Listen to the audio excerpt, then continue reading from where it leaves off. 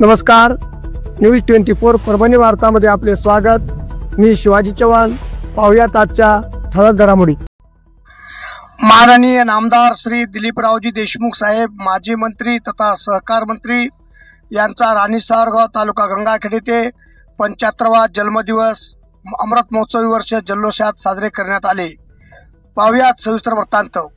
दिनांक 9 नोव्हेंबर 2025 रविवार रोजी लातूरचे सुपुत्र व महाराष्ट्र राज्याचे माजी मंत्री तथा सहकार मंत्री श्री दिलीपरावजी देशमुख साहेब यांचा परभणी जिल्ह्यातील राणी सावरगाव तालुका गंगाखेड येथे 75वा जन्मदिन अमृत महोत्सवी वर्ष सर्व राणी सावरगावकर मंडळींनी गावकरी, मजूर, शेतकरी, युवा वर्ग मोठ्या प्रमाणात एकत्र जमून जल्लोषात साजरा करण्यात आला।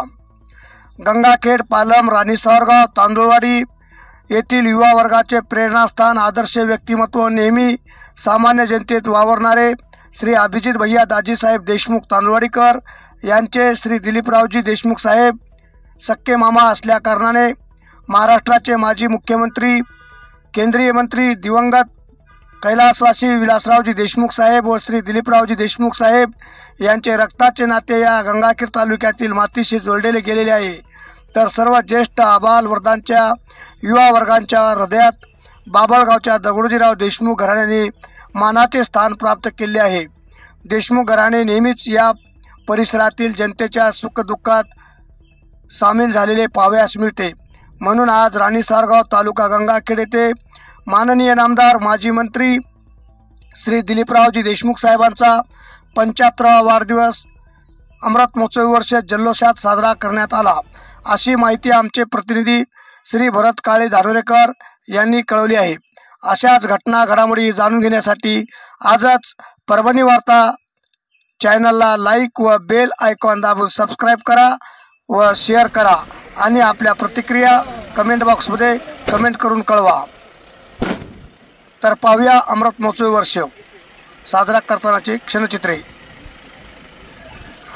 तसेच यावेळी राजे मल्हारराव होळकर गोशाळेत जाऊन माननीय नामदार दिलीपरावजी देशमुख साहेबांनी गायींची पूजा केली। गोशाळेचे संचालक काशीनाथ हाके यांनी देशमुख साहेबांचे स्वागत केले। तर ग्रामपंचायतचे तंटामुक्ती अध्यक्ष तथा ग्रामपंचायत प्रतिनिधी ज्ञानेश्वर उर्फ माऊलीभाऊ जाधव, सदाशिव माणिकराव अण्णा जाधव, चेअरमन नागोराव जाधव, मारुद्र बेंबळगे, ओंकार आंधळे आदी मान्यवर यावेळी उपस्थित होते। पाहूया काही क्षणचित्रे।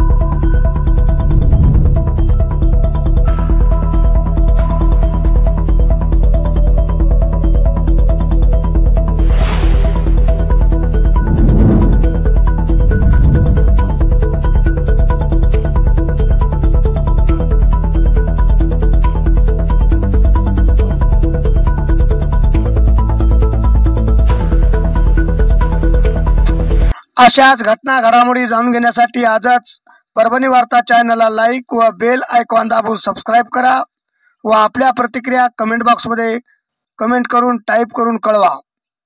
आजचे बातमीपत्र संपले। पुन्हा भेटूया पुढील बातमीपत्रात। तोपर्यंत नमस्कार। पुढील बातमीपत्र